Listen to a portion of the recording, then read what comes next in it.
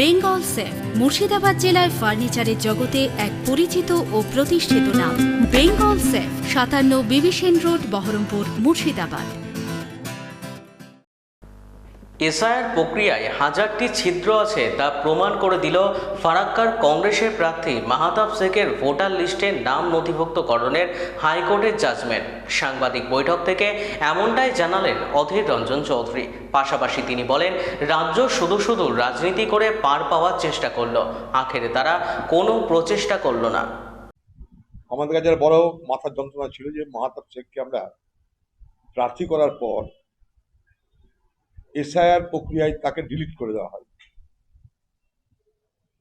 আমরা সঙ্গে সঙ্গে ফিরদৌস তামিম লয়ার তার সঙ্গে যোগাযোগ করি এবং আজকে যে মাহতাব শেখ সেই জায়গা থেকে উদ্ধার হয়ে আবার তার নাম অন্তর্ভুক্ত করতে পেরেছে এবং প্রার্থী হচ্ছে, এটার পিছনে খুব বড় কৃতিত্ব আমি দিতে চাই আইনজীবী ফিরদৌস তামিমকে। তিনি দিন রাত মেহনত করে প্রমাণ করে দিয়েছেন নির্বাচন কমিশনকে এবং এই এসআইআর প্রক্রিয়ার যে ত্রুটি, যে গাফিলতি, আইনের মাধ্যমে তিনি প্রমাণ করে দিয়েছেন সুপ্রিম কোর্টে। এবং আজ তার এই প্রয়াসে যে ল্যান্ডমার্ক জাজমেন্ট হলো, একটা যে অতি গুরুত্বপূর্ণ জাজমেন্ট হলো, যে জাজমেন্টের দৌলতে মাহতাব শেখকে আমরা ফিরিয়ে আনতে পারলাম, এটা কিন্তু একটা এক্সাম্পল হিসাবে, একটা রেফারেন্স হিসাবে এই বাংলায় এসআইআর এবং সেই সুবাদে যে লজিক্যাল ডিসক্রিপেন্সি এবং তারপর জুডিশিয়ারি অর্থাৎ যাকে বলছে আন্ডার অ্যাডজুডিকেশন, তারপরে ট্রাইব্যুনাল, এই গোটা প্রক্রিয়ার মধ্যে যে খোকলাপন আছে, হাজারটা ছিদ্র আছে, তাকে দাঁড়িয়ে প্রমাণিত হয়ে গেল। এবং এটাও প্রমাণিত হলো যে রাজ্য শুধু শুধু এটাকে নিয়ে রাজনীতি করে পার পাওয়ার চেষ্টা করলো, আখেরে তারা কোনো প্রকৃত প্রচেষ্টা করলো না যে এই সমস্ত বিষয়গুলোকে থেকে মানুষকে উদ্ধার করা। নির্বাচন কমিশন তার প্রক্রিয়া একদিকে, দিদির ওকালতি করে বাংলার মানুষের কাছে ভোট আদায় করার প্রক্রিয়া একদিকে, আর তা করতে গিয়ে চলে এলো জুডিশিয়ারি অর্থাৎ বিচারকের হস্তক্ষেপ। এবং সে হস্তক্ষেপের মধ্য দিয়ে একে তো যন্ত্রণা ছিলই, সেটা আরো বেড়ে গেল। সেটার সময় পশ্চিমবঙ্গের তৃণমূল সরকার তাদের বিশেষ প্রচেষ্টার মাধ্যমে যদি অ্যাডজুডিকেশন পর্যায়েই, লিগ্যাল ডিসক্রিপেন্সি পর্যায়েই যদি সর্বস্তরের মানুষকে সহযোগিতা করার চেষ্টা করত, তাহলে আজ লাখে লাখে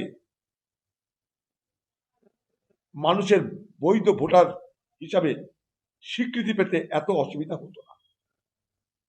এখানে যেমন সবকিছুতে রাজনীতি হয়, বৈধ ভোটারের প্রক্রিয়া তৈরিতেও রাজনীতি হলো। এবং এটা অন্তঃসার শূন্য একটা যে বিষয়, সেটা আজ প্রমাণ হয়ে গেল আদালতে। আগামী দিনে মানুষের আদালতে প্রমাণ হতে চলেছে।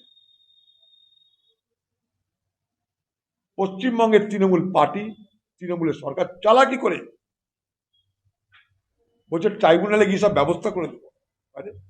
আমরা যে ট্রাইব্যুনালে গিয়ে ব্যবস্থা করে আনতে পারলাম মাহতাব শেখের জন্য, আপনারা কেন পারছেন না? যাতে সরকার আছে, চোরদের জন্য, দুর্নীতিগ্রস্তদের জন্য, লুটেরাদের জন্য হাইকোর্ট সুপ্রিম কোর্ট হয়। আর এই বাংলার লক্ষ লক্ষ মানুষের যে ভোটের অধিকার থেকে বঞ্চিত হচ্ছে, তার জন্য হাইকোর্ট সুপ্রিম কোর্ট হয় না কেন? আপনি ওকালতি করতে গিয়ে 12টা বাজিয়েছেন, কাজের কাজ কিছু করেননি। আপনার প্রশাসন সব সমস্যা সমাধান করতে পারত, আপনি জটিল করে চলেছেন একটাই কারণে, যাতে বাংলার মানুষের কাছে, বাংলার মানুষের অন্যান্য সমস্যা নিয়ে প্রশ্নের সম্মুখীন হতে না হয়।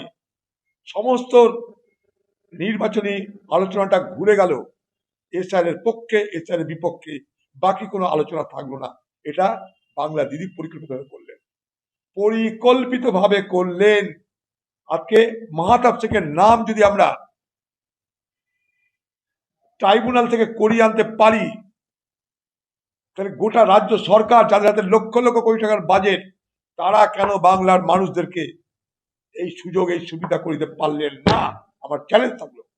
ধাপ্পাবাজি, চালাকি, মালদা একটা লোককে ধরে নিয়ে গিয়ে, যে লোকটা ভিড় সামলাচ্ছিল, আপনার সিআইডি দিয়ে তাকে ধরে নিয়ে গিয়ে বাহাদুরি করলেন। আসল অপরাধীরা কোথায়? আসল অপরাধী কই? যে মানুষকে শান্ত করছে তাকে গ্রেপ্তার করে আপনি। বেঙ্গল সেফ মুর্শিদাবাদ জেলায় ফার্নিচারের জগতে এক পরিচিত ও প্রতিষ্ঠিত নাম। Bengal Safe 57 Bibhishan road, Baharampur, Murshidabad.